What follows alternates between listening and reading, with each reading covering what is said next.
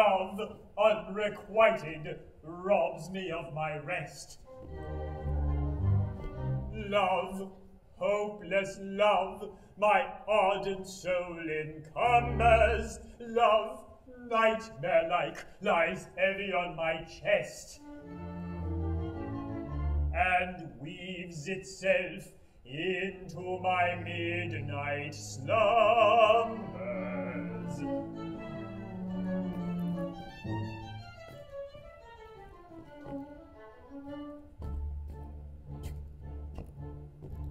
When you're lying awake with a dismal headache and repose is troubled by anxiety, I conceive you may use any language you choose to indulge in without impropriety. For your brain is on fire, the bedclothes conspire of usual slumber to plunder you. First your counterpane goes and uncovers your toes, and your sheet slips demurely from under you.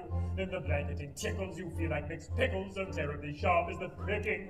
And you're hot and you're cross, and you tumble and toss till there's nothing twixt you and the ticking. Then the bedclothes all creep to the ground in a heap, and you pick them all up in a tangle. Next your pillow resigns and politely declines to remain at its usual angle, where you get some repose in the form of a doze with hot eyeballs and head of an aching. But your slumbering teems with such horrible dreams that you'd very much better be waking. For you dream you are crossing the channel and tossing about in a steamer from Harwich, which is something between a large bathing machine and a very small second-class carriage.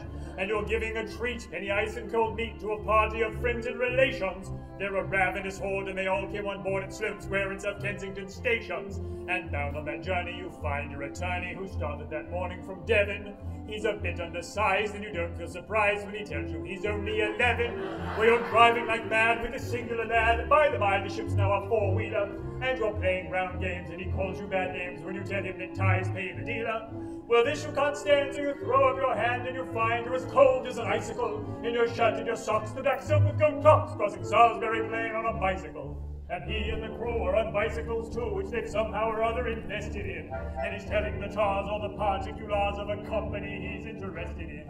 It's a scheme of devices to get in no prices or goods from conflicts to pavers, which tickled the sailors by treating retailers as though they were all vegetables. You get a good spadesman to plant a small tradesman, first take off his boots with a bull tree, and his legs will take root and his fingers will shoot and up blossom and bud like a fruit tree.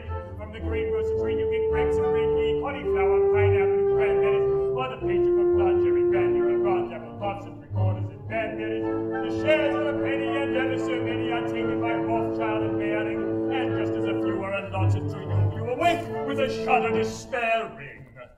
You're a regular wreck with a crick in your neck, and no wonder you snore, for your head's on the floor, and your needles and pins from your soles to your shins. Your flesh is a creep, for your left leg's asleep,